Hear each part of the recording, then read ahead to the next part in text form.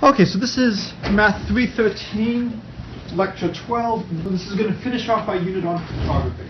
So there's an enormous amount of stuff you can do. And so the whole idea is we want to see how a lot of the math we've been doing can be applied to problems that are important.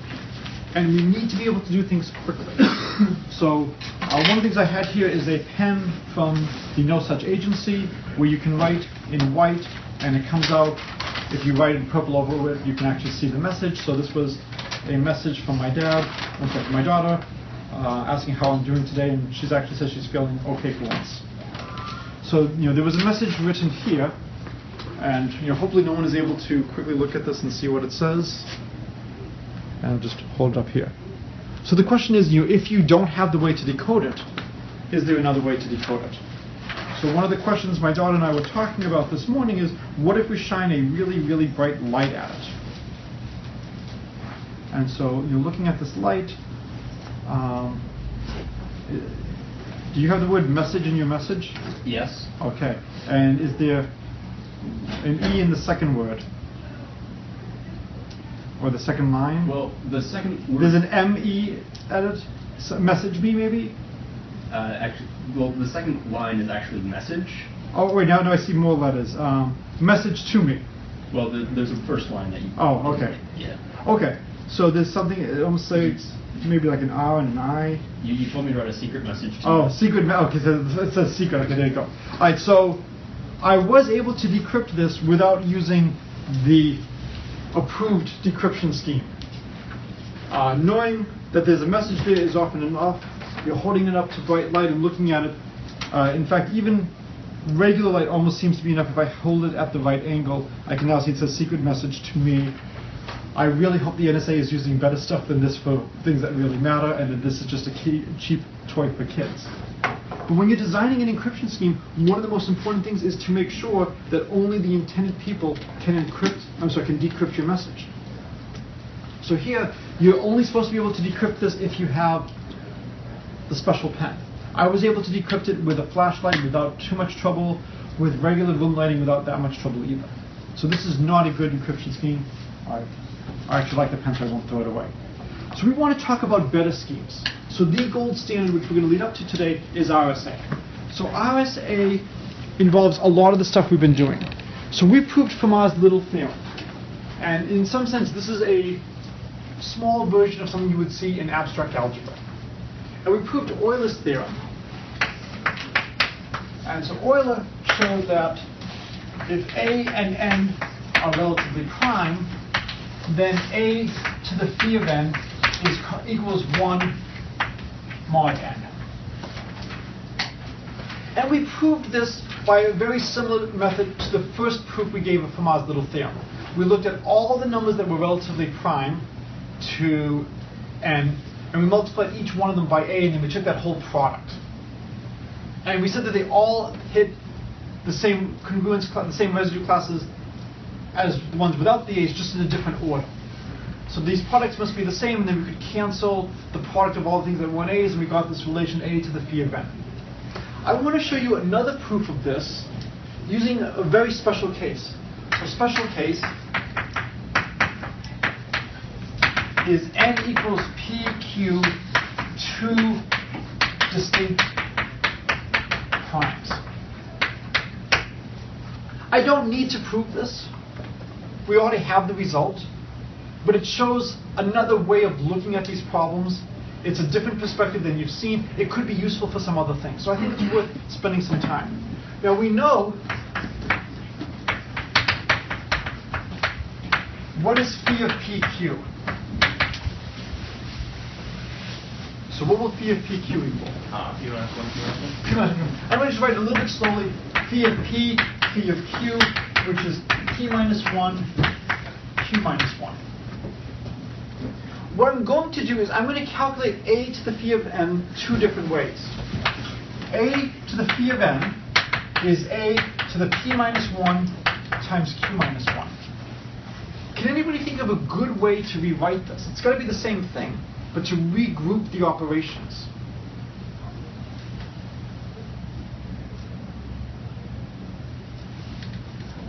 Yes? A to the p minus 1 times a to the p minus 1? not times a to the q minus 1. 2. Oh, 2 to the 2. p minus 1. So it's the same as a to the p minus 1 to the q minus 1. Right? I'm just grouping them like this. I'm just using laws of exponents. This is supposed to be a generalization of Fermat's little theorem.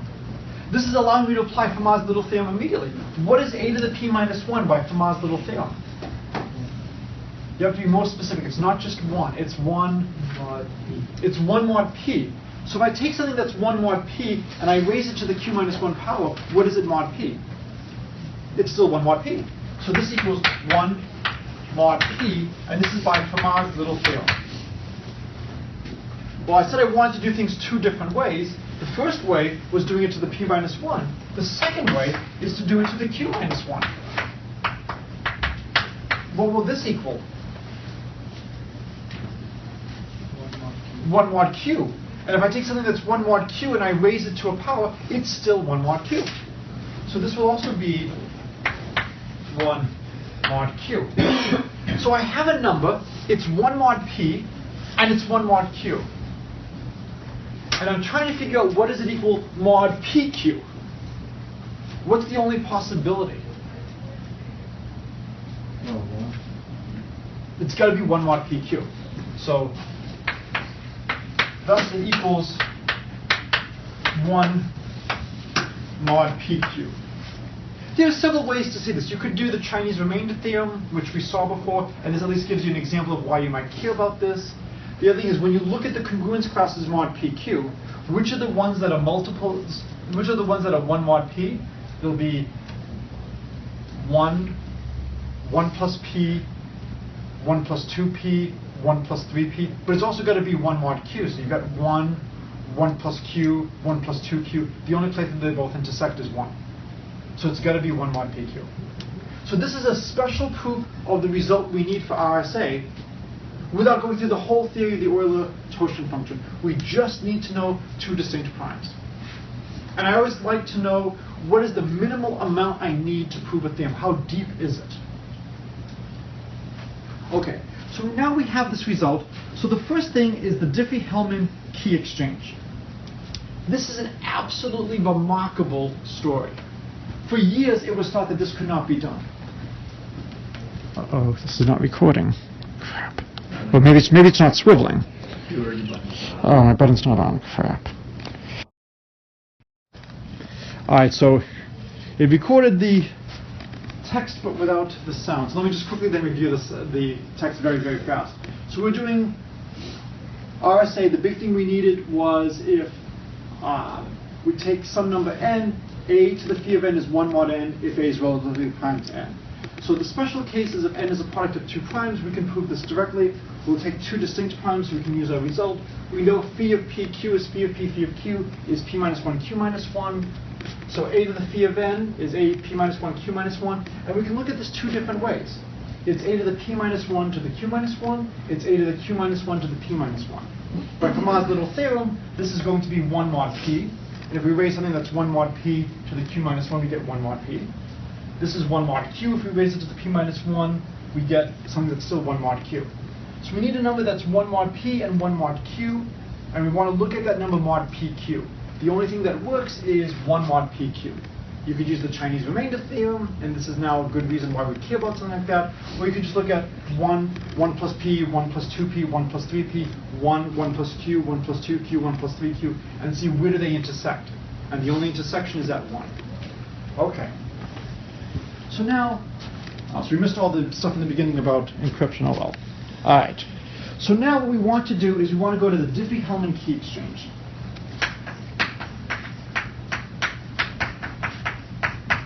Does he have two L's or one L? Two L's. Hellman key exchange.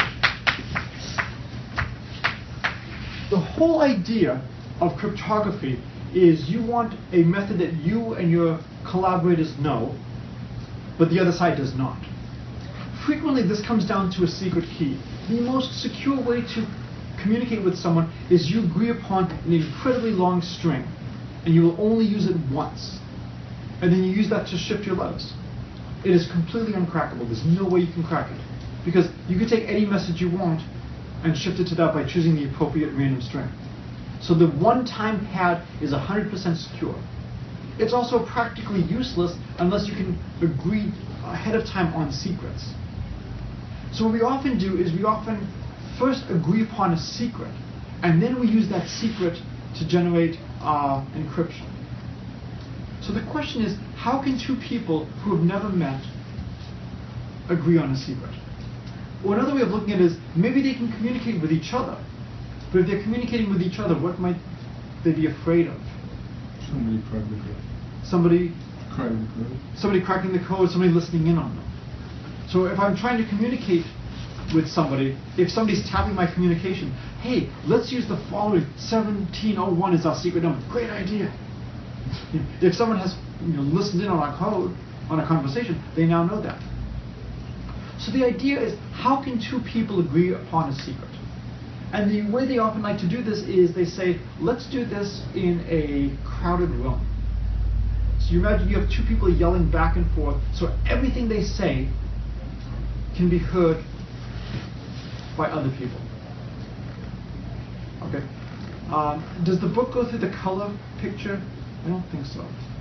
I'll post something online about one of the ways they do this is actually with paint and paint coloring to try to explain what's going on, and then you come up with a secret shade of paint that only you and your partner know. This is a number theory class, so I really don't want to do a secret shade of paint. So what I want to do is I want to do it using cryptography. So what we're going to do is choose prime P and Z mod PZ star. What do we know about this group? It's cyclic. It's cyclic. So we often do angular braces like this to mean it's generated by this element, G. So more explicitly, it's equal to 1 G squared, G to the T minus 2. It is almost required that when you do cryptography, you have two people communicating with the same names. So somebody who's taken cryptography before, what are their names? Alice and Bob. So Alice and Bob are always trying to send messages to each other. Why would we choose Alice and Bob? A and B, right? Try to make it a little bit easy. So A has a secret number A in the interval, we'll do 1, 2, T minus 1. And Bob also has B, which Bob will keep secret. Okay? So A and B just choose two integers. And actually, we'll do it T minus 2. Some secrets will be bad. And now, what Alice does is she shouts G to the A. And Bob shouts G to the B.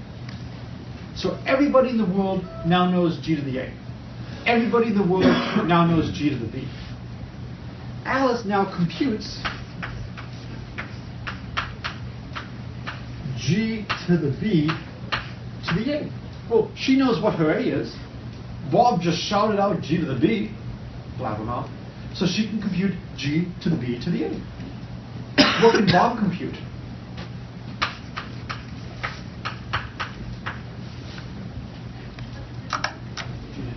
G to the A to the B.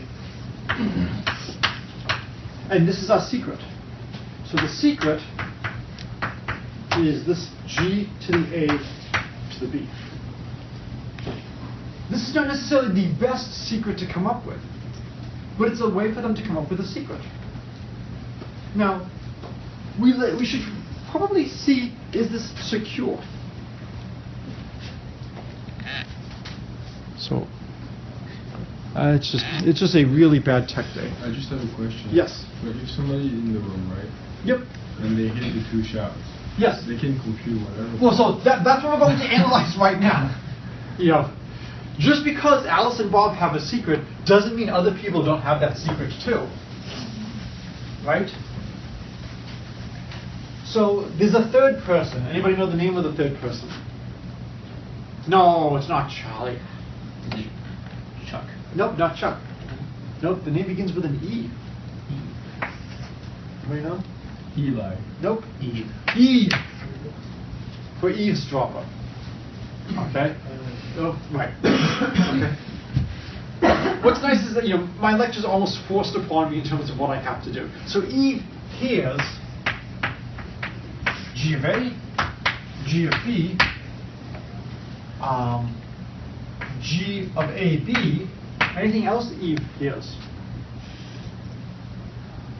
There's two other pieces of information that Eve knows. G of BA. Well, that's the same as G of AB. There's two other pieces Eve knows. I didn't explicitly say that these were yelled out loud, but they've got to be yelled out loud for Alice and Bob to be able to talk. G and P. G and P. Right? Because Alice and Bob have to be doing the calculation in the same group. So they've got to yell out. So Eve knows all of this. Can anybody figure out? Oh, G of AB is not yelled out. Sorry. That's what we want to find. She wants G of AB.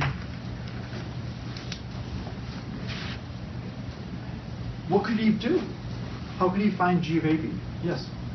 Well, she knows G and she knows G of A. She could find A. Yeah, how should she do that? She should just take the... Eve. No, wait, the log base. Log, right? This is a Professor Miller class. When in doubt, take a logarithm. Right? So take the log of G of A and divide this by... What should we divide the log of G of A by? The log of B. By the log of G. And that equals A. And then take the log of G of B, divide this by the log of G. This equals B. Now compute G to the AB. So Alice and Bob shared a secret, but boy, this doesn't seem that secure. Or is it? There's probably a reason why this is discussed. There's probably a reason why this is in a book. This process must be harder than it looks. People don't like logs. No, people love logs. I have a lot of students who've gone off into the world and they've spread the cult of the log. Well, because it's not, that's, G of A isn't like a number, it's a number mod. Yeah, so this is really G to the A mod P. And this is G to the B mod P. So this is called the discrete log problem.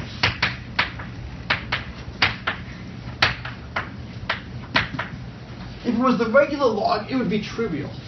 We would just take the logs, find the closest integer, that would be the answer.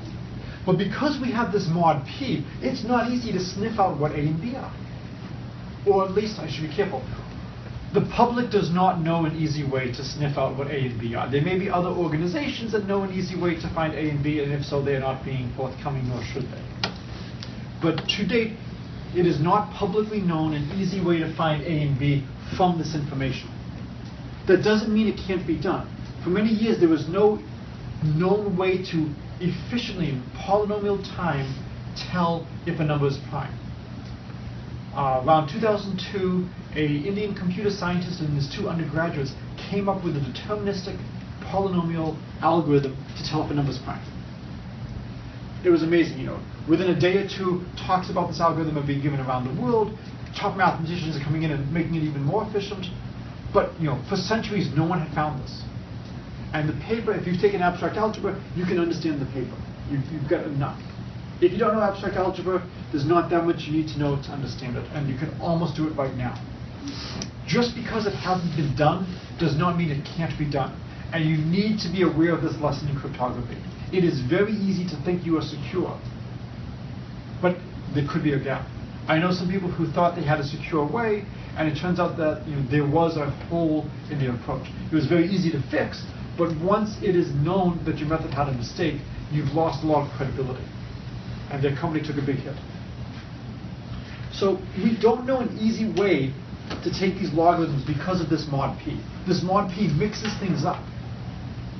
And so this is considered fairly secure. So Alice and Bob now have this number g to the ab. Maybe what you could do is you can then write g to the ab, and just every two numbers you use to represent a character. And that could be how you shift things. So once they have this, they can feed this into other methods of encryption. And if they want to send a new message, they could generate a different GAB. Because the problem is if you keep using the same encryption again and again, then you can start doing frequency analysis and stuff like that. You want to use it once and only once. Okay, any questions on this? So this is an absolute gem. This is one of the greatest, I think, results in 20th century mathematics. I will skip ahead to one of my other favorite results in 20th century mathematics, and then we'll do RSA. It is not given nearly enough credit. I'm trying to think if I have any examples on me.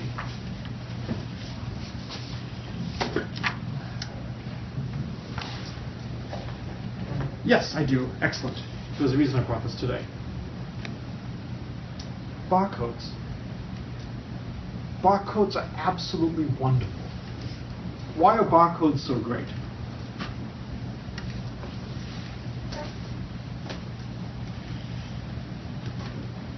You can identify a product just by... You can identify a product just by scanning it. So who cares about identifying products by scanning? Yeah. It makes it like a lot more efficient for like large stores to have different types of products because cashiers don't have to know all of the different products. Cashiers don't have to know all the different types of products. You don't have to put the prices on the products. But you're missing the real advantage of barcodes. There's a job that has vanished or at least greatly diminished now over time. Live inventory. When you buy something, the store can automatically update its inventory as to how many of these items do we have. This is phenomenal. You can also correlate purchases from a customer. People who buy this also seem to buy this. And you can target people. Have I given you the story of Target? In this class? I don't know. Yeah, I know. So somebody who's not in a have I given you the story about targeting people? So a father was very upset when he got a bunch of coupons for pregnancy products. He was very furious. He talked to the manager of the local Target and said, "Why are you sending me these things? My wife is well past childbearing years, and my kids aren't old enough to have kids.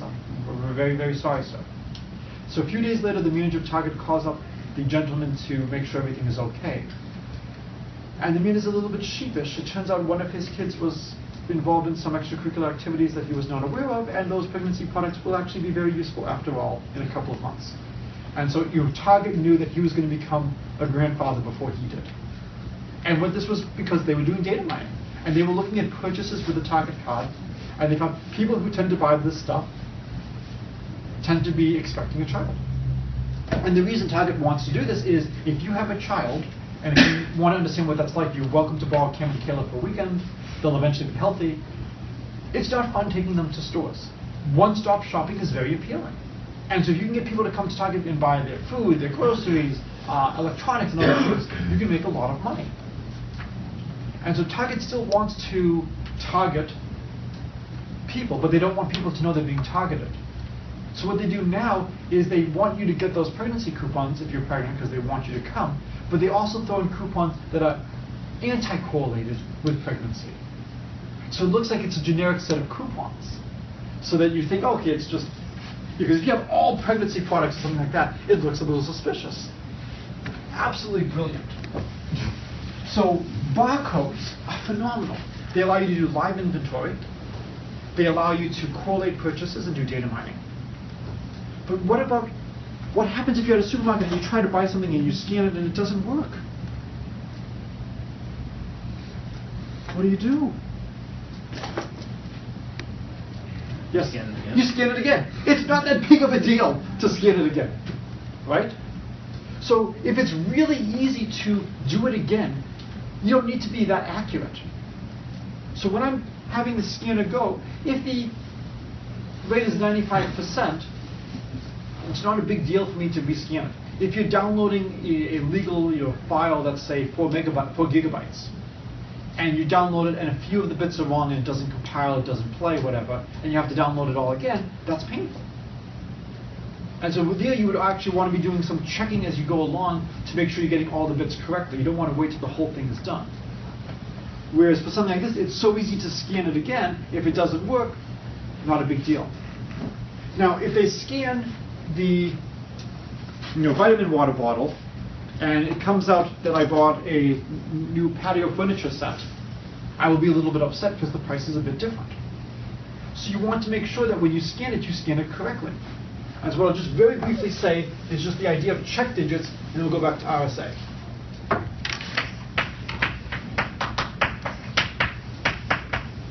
So there's a whole theory on check digits. So imagine your code is a string of numbers, x1, x2, xn.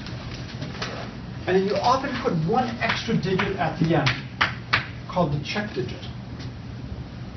And what you'll do is you'll add mod 10.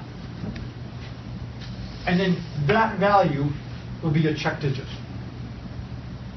And now, when they scan, they check and see, does your final digit match all the sum of these mod 10? If yes, it passes the check. If no, they know it's not a valid scan. Is it possible that it could say it's a valid scan, but they scanned it incorrectly? Yeah. You could have one digit 1 too high and one digit 1 too low. You could also flip 2 digits, and it will never detect flip digits. There's a more involved system, I think it uses things mod 11, to also detect flipped digits. I'm not going to go into too much detail. This is enough for you to know that the theory exists. I'll put up some reading if you're curious. You can detect a lot of different types of mistakes very easily. And this is extremely useful so that the cashier can say, okay, it didn't scan properly, let me scan it again. Okay, so now we're going to move to RSA. So Rivest, Shamir, Alderman, I believe. So this is the gold standard for years in cryptography. And the idea is we want Alice and Bob to communicate. And so the idea is Alice is going to put some information out there to allow people to communicate with her. So Alice, what she'll make public is the following. N, which is P times Q, distinct primes.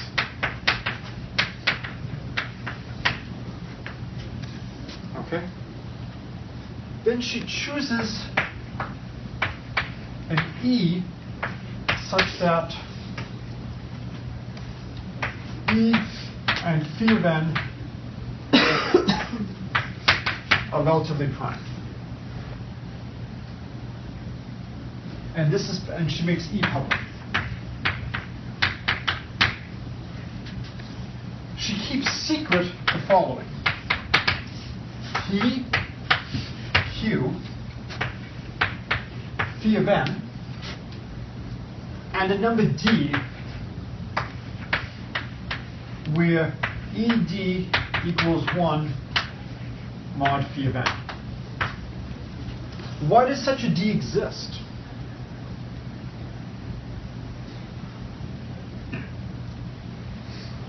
Why does such a D exist? Yes? Because E is relatively prime to phi of n. Yeah, E is relatively prime to phi of n. So E is in Z mod phi NZ, Z mod NZ star. So it's got to have a multiplicative inverse. That's D. Is it hard to find D? Alice can do it. Well, but I mean, is it hard for Alice to find D? These could be like numbers of size 10 to the 200. How could she find D quickly? If it takes Alice 2 months to find D, this is not necessarily good.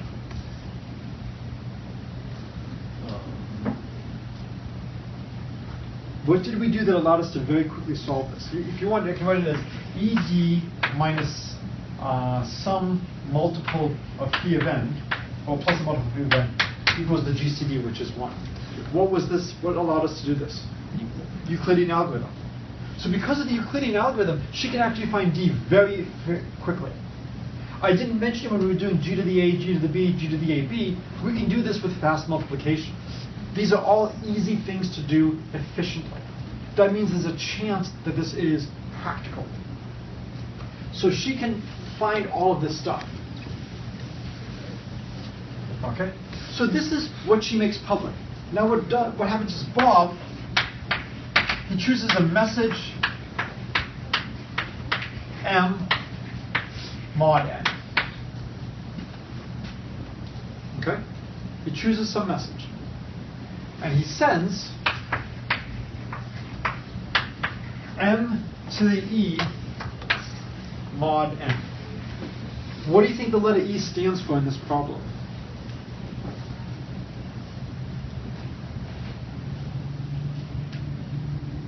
What did Bob just do to the message? Encrypt. What do you think D stands for? Decrypt. And then Alice computes M to the E mod n. And what do you think she does to that?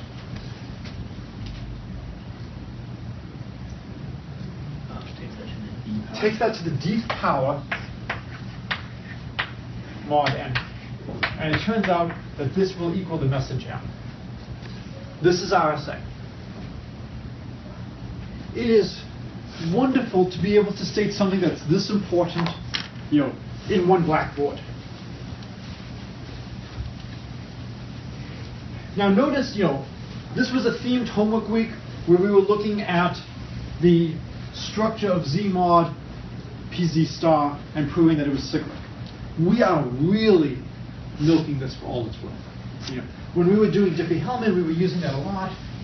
And so the idea is the structure of that group leads to an encryption scheme. Maybe a different group would lead to a different encryption scheme, and maybe a more complicated group would lead to a more complicated encryption scheme that might be more secure. And that's where the subject goes, that's where elliptic curve cryptography comes into play. This is the first course. I want you to have a sense of what's out there. It seems to make sense that if I use something that's more complicated, it might be harder for hackers. RSA is not as secure as people thought it would be. Computers have improved, algorithms have improved. They had a bunch of what's called RSA challenge numbers, where they multiplied 2 primes and challenged people to factor them. And people have been able to factor them faster than expected. So for those of you who've taken Professor Love's class, have you talked about quantum computers? A little bit. I'm sorry? A little bit. A little bit. And so this is another new way which would make things like RSA extremely vulnerable, because quantum computers can factor very fast. But other things such as lattice-based encryption, I think, would be secure under current quantum computing models. So a lot of active stuff going on in this area. So the first thing we want to do right now is we want to see, how does this work? The next thing is this secure? If it doesn't work, it doesn't matter if it's secure or not. Is Alice able to get the message from Bob? So let's say Bob sends, M to the E mod n. So we can write this as ME plus some multiple of n. Right? Alice computes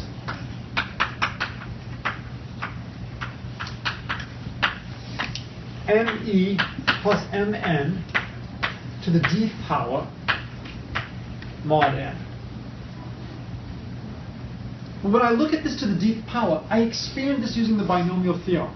Anything that has the presence of this Mn is just 0 mod n.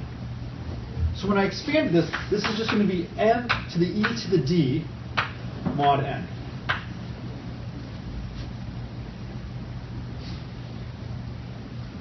But ED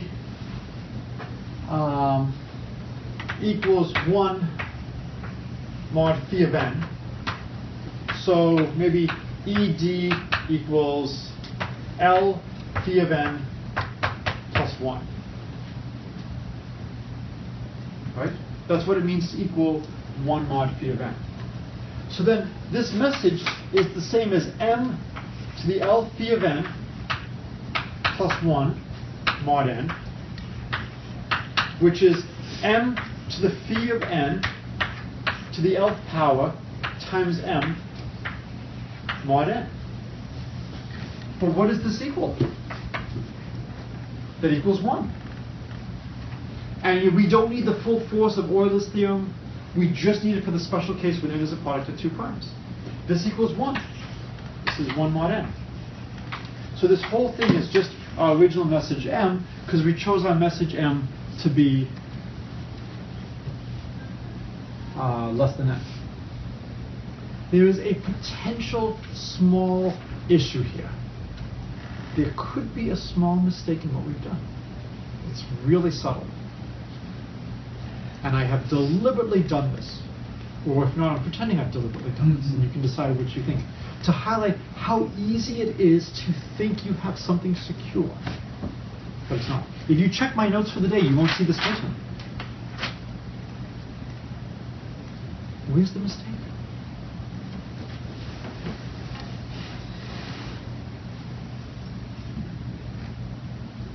Looks reasonable. Right? Looks like everything here is fine. Where's the mistake?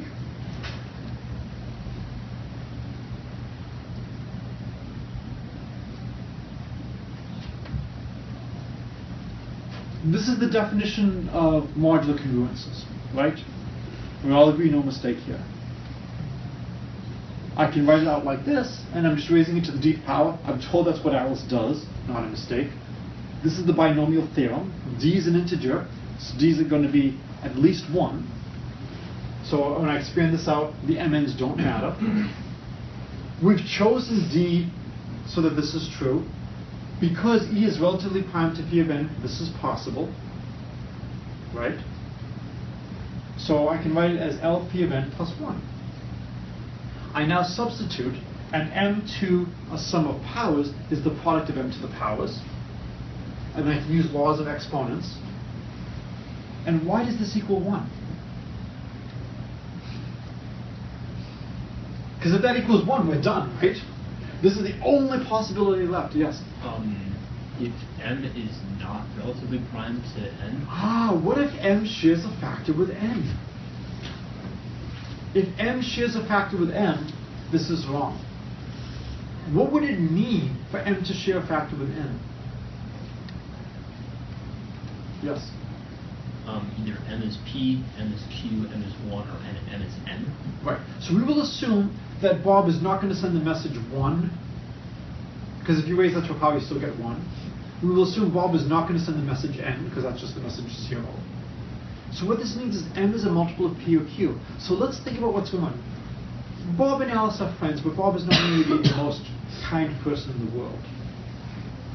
If m and n share a factor, is it easy for Bob to find out what that factor is?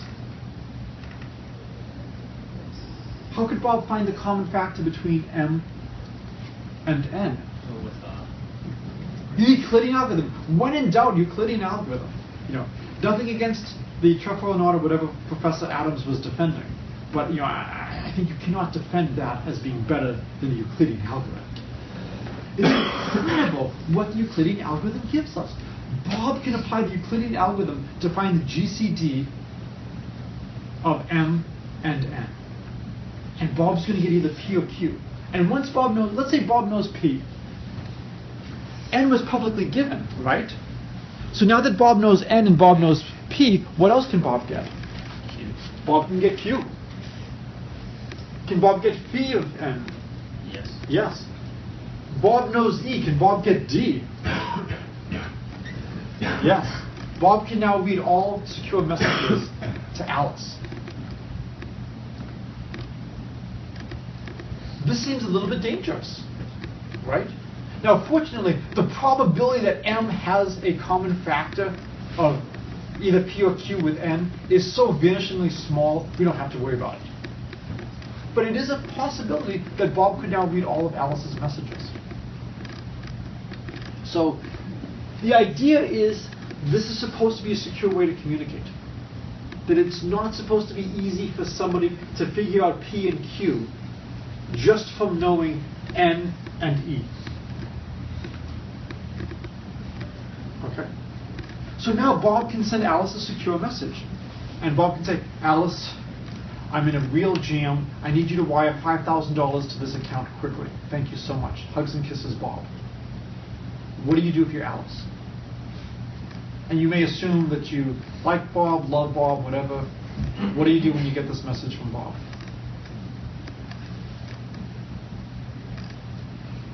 Poor Bob. What do you do? How much money do I have? You're a Williams alum, so we'll assume you have a sizable amount. You really like Bob. Bob is the one who taught you logarithms. What do you do? Do you help Bob? Do you wire the money? We don't know that it's Bob. I'm sorry? We don't know that it's We Bob. don't know that it's Bob. So do you wire the money when somebody just says, I'm Bob? What do you want? Some kind of proof. Right, now hopefully they're not going to mail you like Bob's fingernail or hand or something like that as proof. And how could Bob prove that he's Bob? Just because a message says it's from Bob does not mean it's from Bob. Kind of like a password. But it's got to be something that Alice knows. Well, like a lot of books just have you set a password. So I'm like, he sends a password and then he like somehow he sets it up when he first communicates with you. Maybe this is the first communication. And Bob is now, they're going to kill him. Or torture him. He's going to have to watch old Punky Brewster episodes. Or Barney. Something really bad. Now, one thing that Bob and Alice know each other really well is Bob could try to put in his message something that only he knows about Alice. But in this day and age, how do you know that only Bob knows that? Bob needs to digitally sign his message. He needs to sign it in such a way that only he could have sent this message. And so the book talks about digital signatures. I don't want to go through all the details, but roughly what goes on is Alice has her public information. Bob can have his public information. And Bob sends a message to Alice. And the very end of the message to Alice is gobbledygook. And the reason it's gobbledygook is Bob sent it with his stuff. So what we can do, and I'm going to just do this really quickly, because the goal is for you to just get a sense of it can be done. If you care about the details, you can read it slowly. So we have here Alice, and she's made public N equals P, Q, and E, and she's kept private P, Q, and D. I'm going to put subscripts. I'm going to put subscripts A on everything for Alice. And now over here I can have Bob, and he will have public NB, which will be P Bob, Q Bob, and E Bob, and he will have private P Bob, Q Bob, and D Bob. And now Bob is going to send a message. So there's the message. And how is Bob supposed to encrypt the message?